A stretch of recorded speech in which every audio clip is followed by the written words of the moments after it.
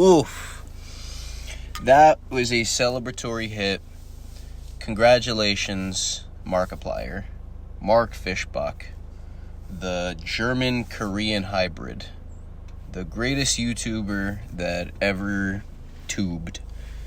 But in all seriousness, I remember subscribing to him at 60,000 followers to his second channel after his first one got banned through AdSense for some reason. I can't remember, but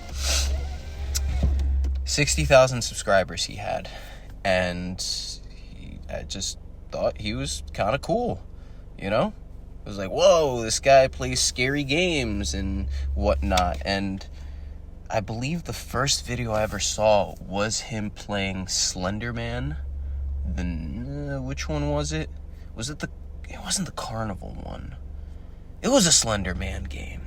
As most people probably, ended up watching and falling in love with him. But I watched Slender Man, and I thought it was pretty cool, and I looked for more YouTubers after that who played scary games. But no one had the feel that Markiplier had. And I think the series that really put me under his spell was Cry of Fear. That was a game that got me through a really, really hard day where I wasn't doing very good in school, and I come from a Hispanic household where ass beatings are served more than dinner. So, had a really crappy day because math teacher probably called, English teacher was like he didn't turn in his homework, but I ended up being able to sneak my little iPod in. It's all I had at the moment. And in the midst of the night, I am watching Cry of Fear, and everything that sucked completely disappeared. And maybe not a lot of people give credit to some guy that they watch on the internet, or we make fun of people who follow celebrities or watch anime, whatever. I was an anime watcher. I have been here since the jump. But Markiplier did a lot for me, and especially watching the Trunk Minecraft videos when I'm only 14, and it's like, whoa, who's this guy just getting drunk on YouTube and playing Minecraft? And I didn't have any consoles growing up. I had a Game Boy and a DS. I didn't have the big ones. I couldn't play the big games, and I didn't have a good computer, so I couldn't do that. So watching him play Minecraft made me go, one day I'm going to have my own computer, and I'm going to play a whole bunch of Minecraft, and I'm going to do a series just like him. And I'm gonna do it today. A genuine, full-blown Minecraft series that, man, if it even sniffs a tenth of the success that he had, I'll be happy. Because I want to do the things that he's done. Maybe a little bit differently, but I'm never going to stop with my racism and, vulgarity and, the misogyny will never go away. You're going to have to learn to live with it if you're going to watch me. But, I want to play Minecraft, I want to play games, and I want to be able to raise money for things that really matter. I myself have my own thing that I'm not raising money for, but I'm funding myself, and that is my treasury. And I started it with my first commission check that I got at the end of last year, where I had to pay a couple things off. So I took less out. I used less than I normally would. I will stick to the 20% rule, and I'll eventually keep bumping that up. But I have bills to pay. I wish I was rich and could just give the whole paycheck away, but I had to use more than I initially intended on myself. But I put $1,000 aside and I bought some silver. So I'm going to have a legitimate treasury that will back every person that I work with. If I do a deal with you, if I help you buy, sell, rent, invest, whatever it is in real estate, I will take money from my commission, put it into a treasury, and that treasury will only be used to help the environment and help people. And I need there to be a tangible difference. I need to show people that the Passaic River can be cleaned, that we don't have to let these people just dump their radioactive water in the Hudson. I need us to have plentiful food. I need this world to flourish. I struggled for so long thinking, why am I not happy? I'm doing things that make me happy. Or maybe I figured it out. I'm not being as productive as I should be. I have not quantified my life by the dollar yet. Maybe I just loved jiu-jitsu, still love jiu-jitsu. I was doing it. Why am I not happy? I'm working on a story. I love writing stories. The story's great. Why am I not happy? I'm not happy because I see so much struggle and strife in the world. And I know that if I just keep saying it, if I keep putting it out there, that one day I'm going to make so much money, I will be able to act on every kind thought that I have. I will be able to tangibly, visually change things for the better. I'll be able to make it so that if you want to ride down the Passaic River to get to work or get back home, you can fucking do that. Let me add some bike lanes. Let's get some food out there, not only just for humans, but for fucking animals, dude. Jesus Christ, we live in a world where having a Poke Center would never be practical. Because how many times a day do you see something that isn't a bird, a squirrel, or a deer? You know? Maybe you see a fox. Ooh, that's a cool one. Dead raccoon on the highway. Cool. There's different species of birds. That's awesome. But I think one of the fatal flaws of humanity is that we don't actually know how to share. I want us to be able to share. I want us to all be happy. Because I think about how one day I'm going to have a farm and I'm not killing those fucking animals. I'm not killing them. I'm not going to lie. I love meat, but having a farm is the easiest way to become a vegetarian. Like, I can't lie to you. It is the easiest way to say, you know what, man, killing animals is wrong. And it's that lightness that I have in my heart that I would not have if I didn't watch Markiplier. To see a guy who went through so much health-wise, emotionally, losing people. The Syndigo thing was, it was sad. They just barely got off the ground. They did nothing. They did nothing of what they could have done. Holy hell, you want to talk about lost potential? That is the equivalent of Zabit retiring because of his health issues and just things like that. The internet is a very interesting place, and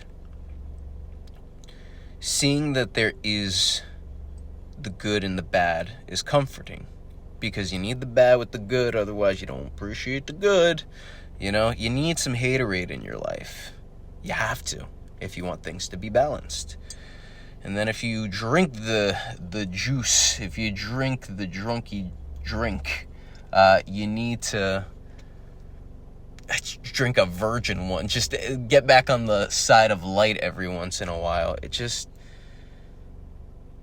for him to go through all of that and still keep this positive attitude about, you know, himself and what's around him and the type of entertainment that he puts out. One, because he loves it, because he loves these things, and two, the thing that he loves and that he's professed for years and has never strayed the path, because that is an honest man. That is a very good man who gets all the flowers that he deserves.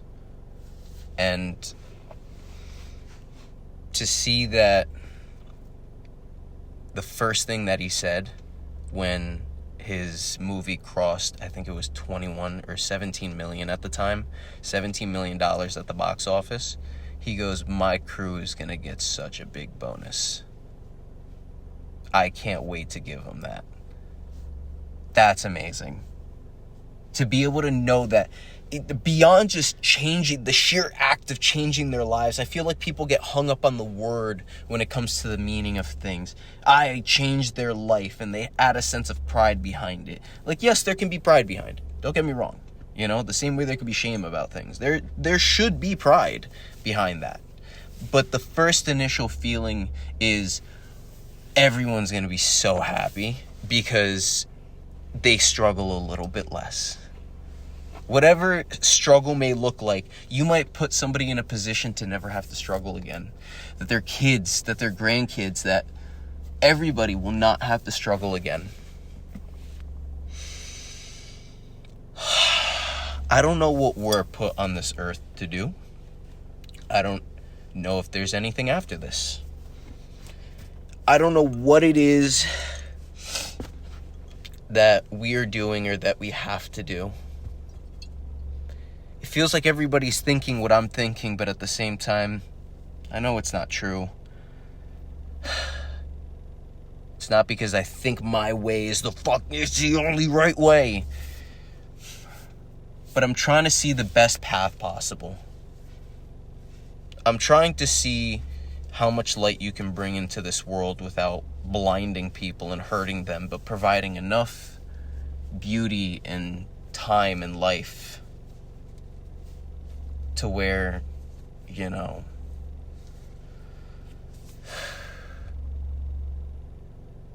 sorry, I'm just reminiscing. So many memories, so many thoughts, and I know this is just a blank screen, so silence really does not do these types of videos justice, but it is what it is. You know, it's okay. I am completely fine with this. These are my thoughts. And the podcast after this, whatever it might be named, because I'm only going to do 100 episodes of these, I think. Or maybe I do this seasonally. I don't know. But I think I might stop at around 100. You know?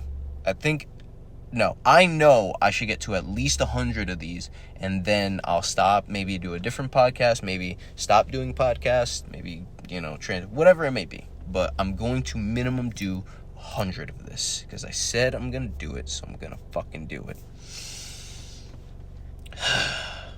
But yeah, I think my favorite series of Markiplier was the Drunk Minecraft series.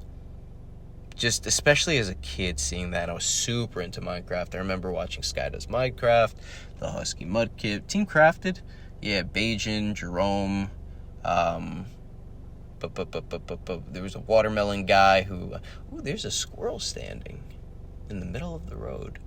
Please just don't be there. Are you praying, sir? I wish I could give him a nut. I want to give him a nut. See, this is what I mean. They're all scavenging for food. They are searching, dude. And this is their life. It's not necessarily a bad one, but damn, I would like to help a little bit, you know? Like, in Invincible, I know I'm so all over the place. I'll connect everything, I promise. But in Invincible, which is an amazing show. Oh my God. I got to the last episode of season 3, and I went, you know what? I want my girlfriend to watch this with me. And like a psycho, I rewatched that thing all over again within the span of basically 2 months. A month, yeah, like 2 months. I didn't give it credit at first. I finished season 3, and I'm like, this show is amazing. Oh my God, this show is so good. And part of it is this pursuit to be stronger. And in some of those lessons, you have a guy named, we'll call him Rex 2. just so I really don't spoil anything until the end. If you get what I mean, you know what I mean. Rex 2 decides that he needs to... How do I put it?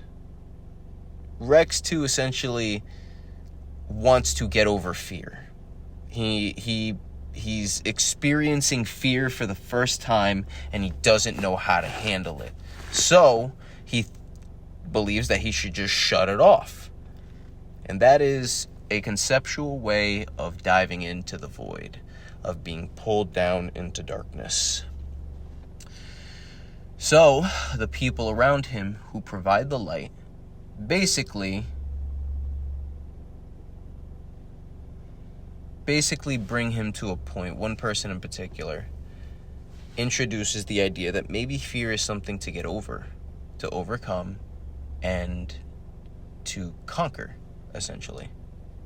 So,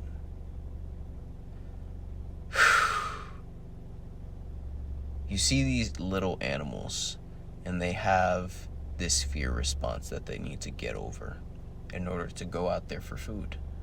And I believe humans have that same thing, where they can be terrified just to go pick up coffee. Hold on, I'm going to sneeze.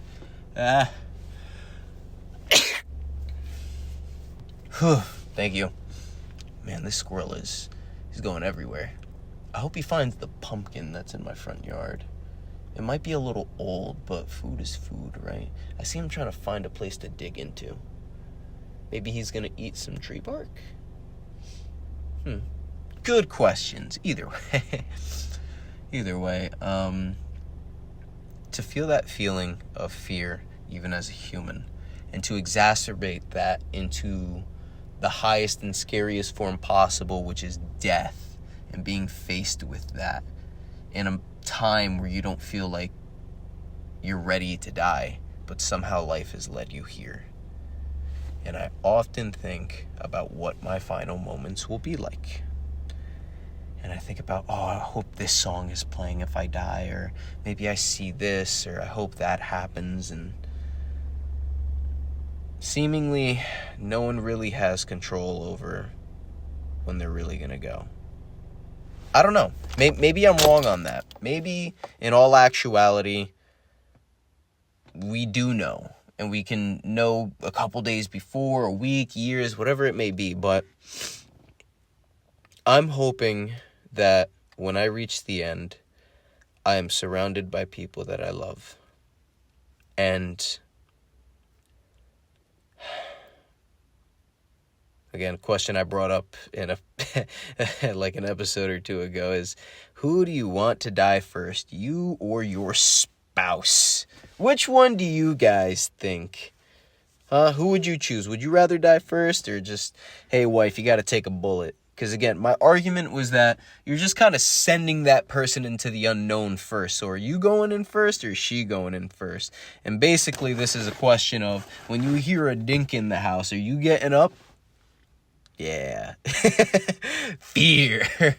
So, to know that there's such evil things out there, to know that people like, I guess, Epstein, or I don't know, man. I just almost don't even want to talk about it, to not even put it out there. Because part of it feels so, and please take what I'm saying with a different pair of sunglasses on. It feels manufactured, not the fact that people were hurt. I think people were definitely hurt and bad things were done, yes. But what they're releasing to us is specifically what I am talking about. I feel like a lot of things were manufactured, and I don't have proof of that. This is just my gut feeling, and maybe I'm wrong. Maybe all of this was the truth. I don't know. I don't know if there's an end game, but my true feelings on the matter is I think everyone's just kind of fucking incompetent. And that's the nice way of me saying it, because the way I actually want to say it is, the people are retarded. And that's still not mean enough for me. I would love to go deeper on that. We are a cavalcade of fuck-ups. That is what we are. And I am nothing but a vessel for references. Either way. It's very nice to see that there are people in this world who, like all of us, of course make mistakes, but do enough things right that it really does overshadow their mistakes. You look at Chris Brown. He has not done anything philanthropic enough to make people forget that he has slapped the shit out of some women, specifically Rihanna. But you have people like a Kevin James who did this whole, hey guys, it's Matt Taylor here, artist, painter, Bob Ross homage, kind of just a beautiful way to market a movie that was eventually coming out. Because he looked just different enough in some videos where you're like, dude, does this guy just actually look like fucking Kevin James? What is this? It was confusing for 2 reels, and then you go, no, that's Kevin James. Kevin Smith? Kevin James? Yeah, Kevin James. Wait a second. You look like a guy I've met at the mall. Is your name Paul? You know? So, to see that he's participating in this studio, thing called, what is it called? Holy hell. Is it called Angel? I need to look this up. Oh my god. I'm blanking. Please forgive me. Hold on. It's called Angel. Yes, it is. Angel, telling stories that amplify life. And one of the pin things here is meet Matt Taylor. Solo mio. Which sounds very Italian. But the premise of spreading light. There's another one called Animal Farm, the official trailer, and Young Washington. That is what I am striving to see. That is what I'm hoping will just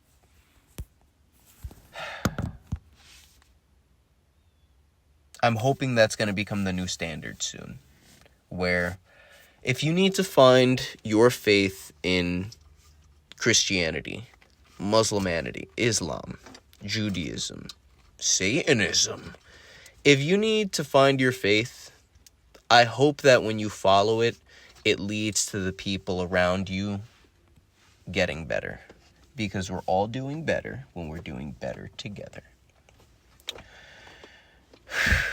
Thank you, Mark Fishbach, for providing so much wonderful content that I hope I could take with me when I die.